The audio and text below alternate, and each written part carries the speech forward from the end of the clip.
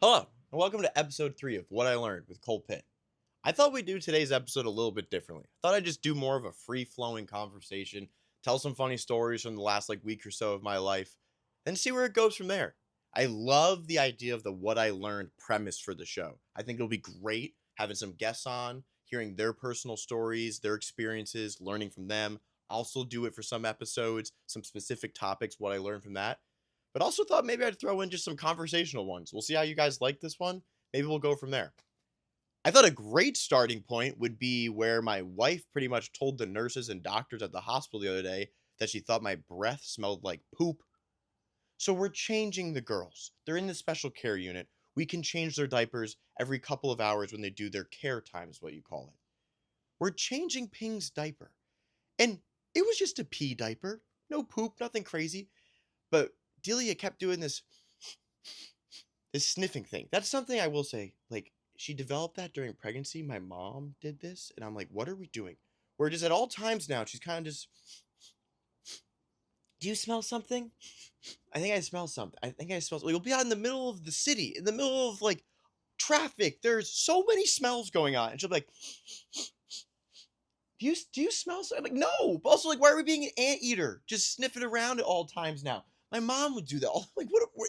I don't know if that's something that maybe you just I know there is something that this is coming from Delia, from my wife, that once the babies are born and during pregnancy, I know the moms, literally parts of their brains are trimmed and it focuses the brain power on being able to recognize these micro expressions in their baby's face to know if it's sad or hungry or uncomfortable. And I think smells could be part of that too, because all of a sudden I have a hound dog that I'm living with that's just sniffing around for everything. God forbid I tried to sneak in some kind of sweet treat or a burger or something. I don't know why I would do that, but she'd catch it in a second. She'd catch it in a second. She's like the dogs in the airports right now. I don't even know where I was going with this.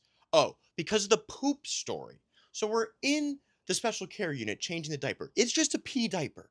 And all of a sudden, Delia's just going, "Do you guys smell something?" It's like me, her, and the nurse. Do you guys smell something? The nurse and I are both like, "No, we don't really smell anything."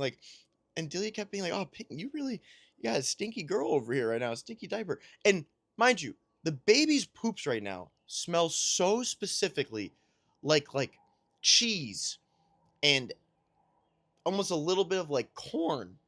It's kind of like the worst. It's ruining cheese balls or cheese puffs for me right now because it is just the worst version of that. And Delia's like, "I really this girl must stink from before or something." We're like, "Oh, I don't know." And then time went on, we went away from her, and Delia's still just sniffing around in the special care unit, I still kind of smell something. And I literally came over to her. I was like, "I don't really smell anything at all." And she just goes, and I was like, "What?" And she started giggling. I was like, "What?" And she goes, "It's your breath." And she didn't say it that quietly. She said it so the nurse could definitely hear it. And now I'm thinking, did this nurse know it too the whole time?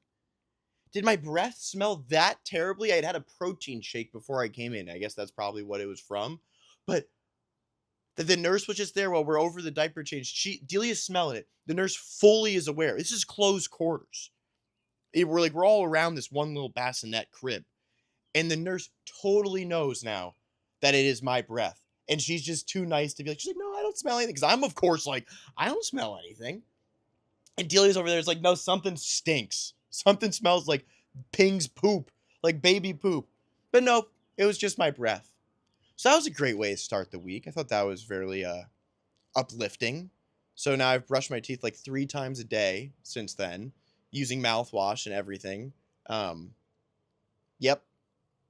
Contemplated wearing a mask the whole time in the hospital for the rest of that day because I thought that it was just that embarrassing.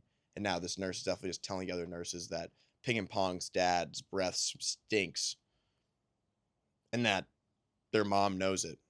So that was super fun. That was the first part of my day. Sticking on the poop topic, I do just walk around now since we've started with the perpetual diaper change of poop cycle that I think will never end until maybe 4 years from now. But then there'll probably be a new baby, so it'll just never end. But I feel like I just smell like poop at all times now. I think it just gets lodged up in your nostrils. Maybe nose hairs latch onto it or something. But I literally am just walking around in public now, just self conscious of the fact that I smell like poop. And I'll wash my hands a billion times, take a shower, everything. I'm just like, just a little lingering poop smell happening. Is that, I don't know if that happens for all parents. Maybe these girls just are that stinky. Maybe there's just like it's that ripe of a smell that it's just lodged in there. But I have went to the grocery store the other day and I was convinced that I just smelled like this cheese puff corn poop the entire time I was in there, and that people must have just been looking at me like, what is going on? That so I'm like trying to like dress as nice as possible now, because if I think if I like look nice and I smell like poop, they must assume it must be from a baby or something. I don't know, but that's a dilemma I've been dealing with. The poop smell, the perpetual poop smell, we'll call it that. PPS, perpetual poop smell. Yep, so that's something that's been going on. I need a haircut. I need a haircut so bad. I've needed a haircut since God was a boy. And I feel like I just can't find the time to get it in as I'm filming myself talk to you about nonsense. I could be getting my haircut. Maybe I'll do an episode where I get my haircut in the episode. Then I'll be able to kill two birds with one stone. As Family Guy said, key is big stone, little birds. So we have that going for us. Um, what else is going on? We're in full-blown summer ice cream mode. I went on a little bit of an ice cream hiatus. In the middle of winter, there's not a lot of fun things going on. So I definitely eat a ton of ice cream then. But I feel like I stopped eating ice cream when Delia was in the hospital and I was just at home. Sitting alone at night in bed eating a giant bowl of ice cream was sometimes a little too sad for me, I think. But I don't know. We're in full blown summer ice cream mode now. Someone's just talking outside. I thought someone was in the house. I literally was just like, what is going on? But yes, for that one. But a summer ice cream mode. Let me break it down for you. We're talking 2 bowls of ice cream now, and it's strategic 2 bowls. Where after dinner, I usually would try to wait as long as I can till I have my ice cream. But now I'm just giving in because it's summertime, and I'm gonna have an ice cream when the sun's out. Then I'm gonna have an ice cream when the sun's down, because at that point both ice creams don't count. Also, if you do 2 small servings of ice cream, it's the same amount as having 1 big bowl. So as long as I put a small amount in my first bowl of ice cream, then I can have a second bowl and not feel bad about it. And I've realized the key. I've taken this one from Delia as well. You put your ice cream in a mug. You can take the biggest coffee mug you can find in your house. It might as well be the size of a soup bowl. But if it has a handle on it, if it's a mug, automatically that's now a small bowl of ice cream. You're not putting a bowl of ice, it's just a mug.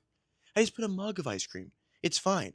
I heard this logic one time. One of my friends was talking about how they had only had 2 glasses of champagne on Easter morning. So like they don't know how they could have been feeling so tipsy at the time.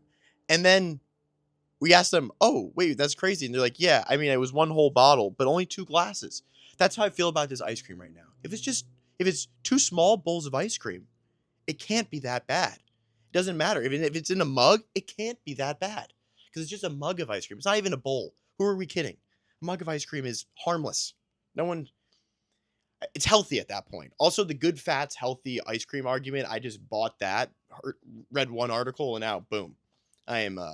We are full blown, full speed ahead, summer ice cream mode. I guess the last thing to talk about from this week has just been all the Scottish and Norwegian people around Boston, how awesome that's been. It is impossible to drive around and see a bunch of grown men in kilts and not just be excited about life. It's sunny.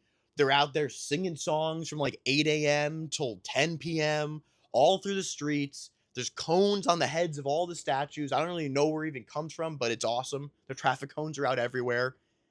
And it's like men, women, children alike. I've seen babies in kilts. I've seen moms in kilts. I've seen dads and grandpas in kilts. Everyone's just having a grand old time. And then the Norwegians, I mean, I'm shocked I haven't seen more people named Elsa and Anna. They are, I am sorry, just straight out of a book.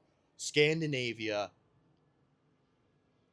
Is it even Scandinavia? The Nordic countries?